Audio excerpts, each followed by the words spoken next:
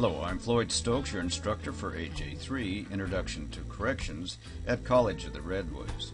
These series of PowerPoint videos are meant to give you an overview of each chapter of the text, but you will still need to thoroughly read each chapter. Today I want to discuss Chapter 6 of our text, which is titled Jails and Pretrial Release. This chapter has 4 learning objectives. 1. Explain the 2 basic types of pretrial release and provide examples of each. 2. Distinguish jails from prisons and list at least 3 purposes served by jails. 3. Describe the general characteristics of the jail population and then summarize the characteristics of females in jail, jails in Indian country, and the mentally ill in jail. And then 4. Compare and contrast jail design and inmate supervision in new generation jails to those operating before the mid-1970s. All right, let's get started. As the text points out, this chapter focuses on jail as a key feature of the American justice system and the correctional process. Some suspects and defendants, however, never see much more of a jail than the booking area. That is because not everyone who has been arrested or who is awaiting trial is required to stay in jail. Instead, the majority of persons arrested technically have the opportunity to remain at liberty in the community while their case is being prosecuted. However, those defendants released to the community are increasingly being monitored by justice officials rather than simply roaming at will. There are 2 types of pretrial release, financial and non-financial. Here are 4 examples. Bail bond, a written agreement by the defendant to pay cash or relinquish property to the court if the defendant fails to attend required court appearances. The defendant can either post his or her own bond in cash or give a bail bondsman a non-refundable fee, such as 10% of the bail amount, to post the bail on the defendant's behalf. Release on recognizance. Pretrial release based only on the defendant's promise to appear for trial and is not backed with money or property. Conditional release, that's the return of prisoners to the larger community with a brief period of supervision with rules such as curfew, treatment completion, and maintaining employment, and it can be used either pretrial or post-conviction. Or unsecured bond. This is when a defendant is released without having to make any payment, but is liable for the full bail amount if required court appearances are missed. The community's goals when considering pretrial release are 1. That the defendant refrain from causing further harm in the community, and 2. That the defendant appear in court at the required time. There is no agreed-upon percentage for determining successful pretrial release policies.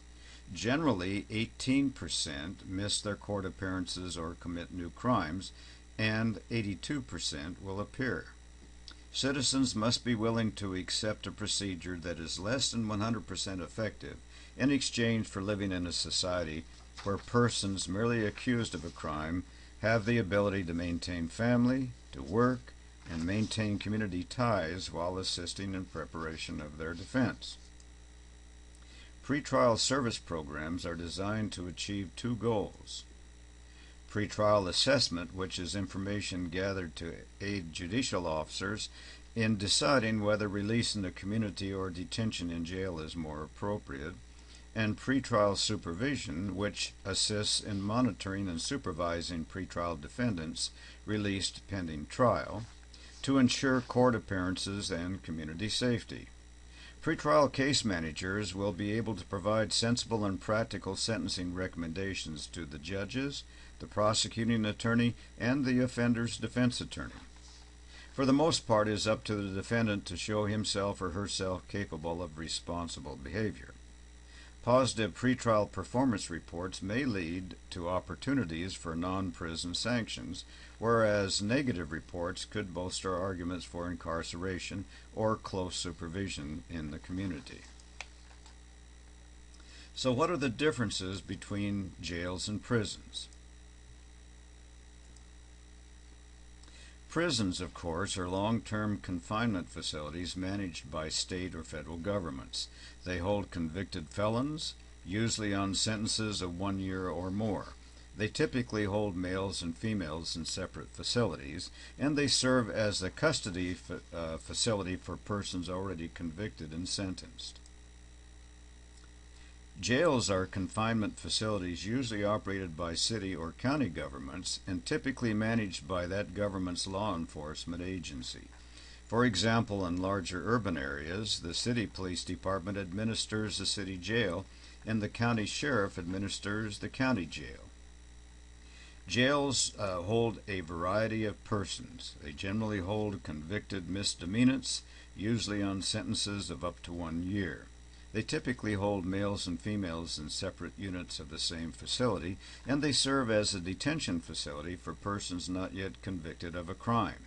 Jails also hold mentally ill persons, juveniles, and military personnel pending movement elsewhere. There's a third system in this country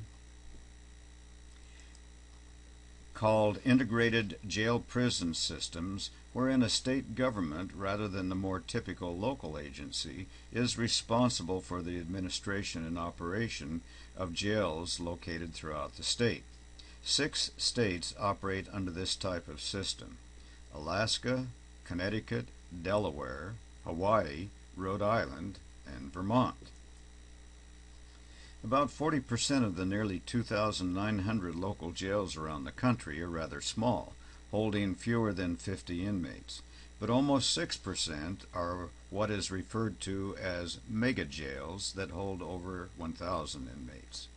The nation's 2 largest local jail jurisdictions, obviously Los Angeles County and New York City, together held about 33,000 inmates in 2009, or about 4% of the national total.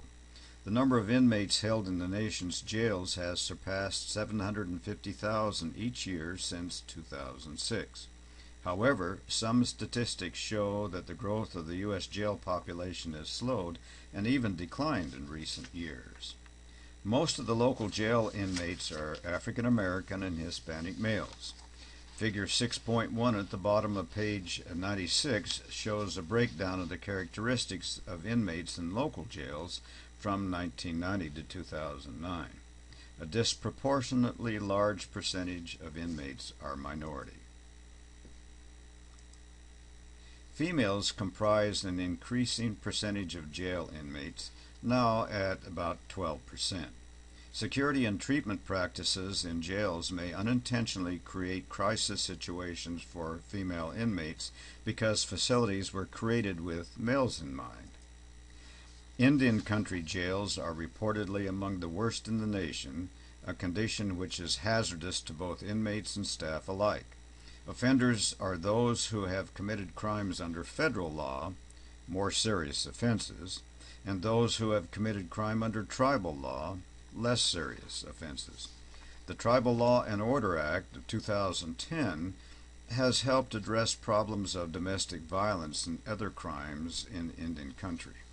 Today there are more mentally ill persons in jails than in hospitals. Jails have become new mental health hospitals. The rate of mental illness in America's state prisons and local jails is at least 3 times the rate in the general population. Mental health disorders and serious mental illness are handled within the facilities, and jails hold other offenders pending movement to appropriate mental health facilities. According to the text, 64% of jail inmates had symptoms of a mental health disorder, and 17% of jail inmates suffer from a serious mental illness, such as bipolar disorder, schizophrenia spectrum disorder, and major depression. What do you think can be done to help alleviate some of the problems faced in jail and by jail officers and administrators? We'll discuss this in class. For more than 200 years, America's jails were designed in a consistent style, and the inmates were managed in a common manner. The typical architectural design had cells placed sequentially along a hallway. Inmates were monitored by correctional officers patrolling the hallway and looking into each cell. These two key features of jail management, facility design and inmate supervision, began changing in the mid-1970s when the Federal Bureau of Prisons opened 3 detention centers that featured a more residential-type design and operated under a management system that gave correctional officers more direct contact with inmates. The text on pages 99 through 101 discusses these new generation jails that focus on jail design models and inmate supervision methods. Here are some key terms. New generation jails. These are facilities using a specific architectural design and inmate supervision model in order to reduce violent and destructive behavior by the inmates. Linear facilities. Jails and prisons designed with single or multiple occupancy cells aligned along corridors that in turn are often stacked in tiers. Intermittent supervision. An inmate supervision method wherein custodial and staff members are able to observe or interact with inmates only on an irregular or sporadic basis. Indirect supervision. This is inmate supervision wherein custodial staff observe and interact with inmates remotely by watching through windows and listening through or via microphones. And then direct supervision. This is inmate supervision wherein custodial staff are placed for their entire shift in the inmate's living area. Both indirect and direct supervision are part of today's podular system, one that you will see in the Humboldt County Correctional Facility during your jail visit. The shift from linear design to a triangular or pie-shaped pod with cells designed around a central common area allows the facility to be furnished more comfortably, with the goal to provide an incentive for good behavior and to reduce property destruction and vandalism. Misbehavior results in movement to less desirable parts of the jail. All right, to summarize this chapter, the 2 basic types of pretrial release are financial and non-financial. Most inmates are minorities, but females have increased their presence in recent years. Indian country jails are among the worst in the nation. Jails house more mentally ill persons than hospitals do. Jails are locally operated and generally hold those who have not yet been convicted or those convicted and serving misdemeanor sentences. Prisons are operated by states and hold sentenced inmates for long periods of time. New generation jails have improved architectural design, which has a direct impact on improved inmate supervision. Before I close, be sure to read page 102 of the text that discusses the case of a mentally ill jail inmate in Harris County, Texas.